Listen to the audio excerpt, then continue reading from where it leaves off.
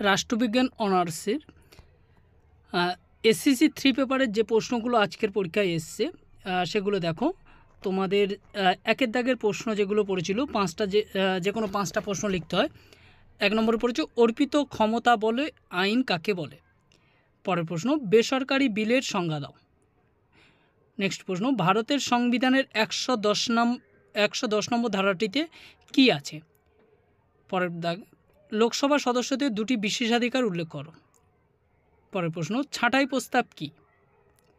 তারপর দেখে অস্থায়ী কমিটি গঠনের উদ্দেশ্য কি। পরে দেখে গ্রাম পঞ্চায়েতের দুটি কার্যাবলী লেখো। আর লাস্ট হচ্ছে ব্যয় নির্ধারণ কমিটির গঠন লেখো। এবার দেখো মডিউল 1-এর যে প্রশ্নগুলো ছিল তোমাদের বড় প্রশ্ন 20 নম্বরের। ফার্স্ট প্রশ্ন ভারতীয় সাংসদদের বিশেষাধিকার ও অব্যাহতিগুলি আলোচনা করো। নেক্সট প্রশ্ন রাজ্য বিধানসভার সদস্যদের ক্ষমতা ও কার্যাবলী আলোচনা করো। আর মডিউল 2-তে যে প্রশ্নগুলো পড়েছে, মডিউল 2-র ফার্স্ট প্রশ্ন একটি বিল কিভাবে আইনে পরিণত হয়। পরে দাগে সরকারি গাণিতিক কমিটির গঠন কার্যাবলী ভূমিকা বিশ্লেষণ করো। এই ছিল তোমাদের